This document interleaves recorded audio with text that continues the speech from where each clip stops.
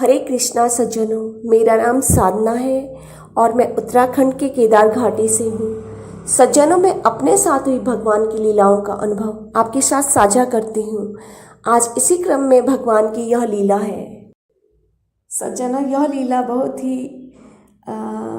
बहुत ही अच्छी है और हास्यास्पद भी है। लास्ट में यह लीला 27 अक्टूबर 2021 की है और दिन है बुधवार। समय है प्रातः 4:18 का।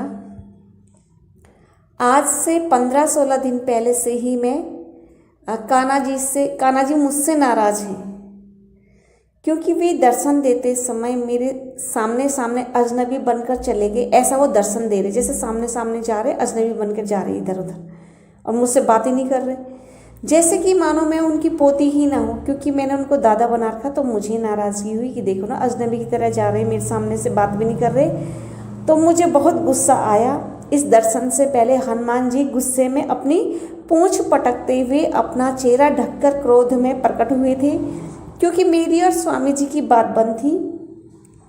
इसका अर्थ स्पष्ट था कि दोनों ही दादा, यानी कि भगवान कृष्ण और भगवान हनुमान जी हैं तो एक ही है, लेकिन मेरे जैसे अलग अलग रूपों के अनुसार वे अलग अलग दादा हैं। तो फिर मैं समझ गई कि स्पष्ट हो गया कि दोनों दादा जो है स्वामी जी की तरफ हैं, मेरी तरफ एक भी नहीं है।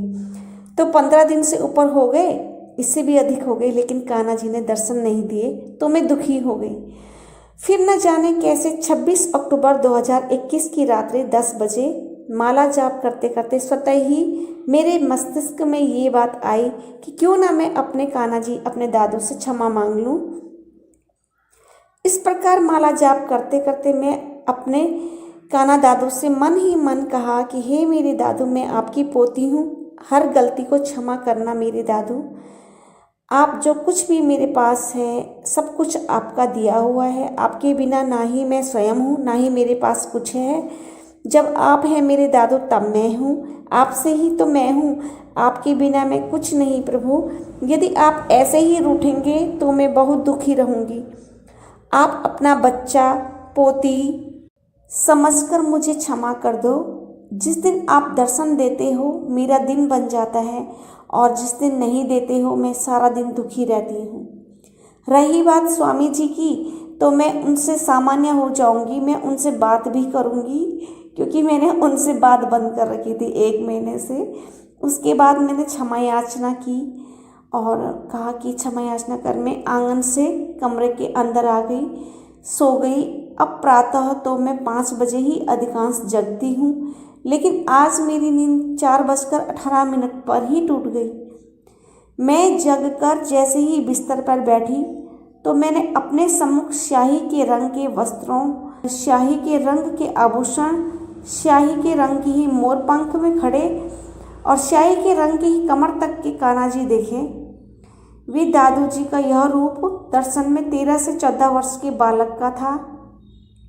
मुकुट भी स्याह रंग का था। मुकुट पर सफ़ेद नग, आभूषणों पर भी सफ़ेद मणिमाणिक चमक रहे थे, जो कि चमक रहे थे बहुत तेज, और वस्त्र भी स्याही रंग के थे। उनकी चुन्नटों पर भी नग मणिमाणिक, जहाँ जहाँ सिलाई थी वहाँ वो मणिमाणिक ही नजर आ रहे थे। वहाँ पर भी सफ़ेद नग वस्त्र में चमक रहे थे। अत्यंत सुंदर रूप लावण्य झलक रहा था।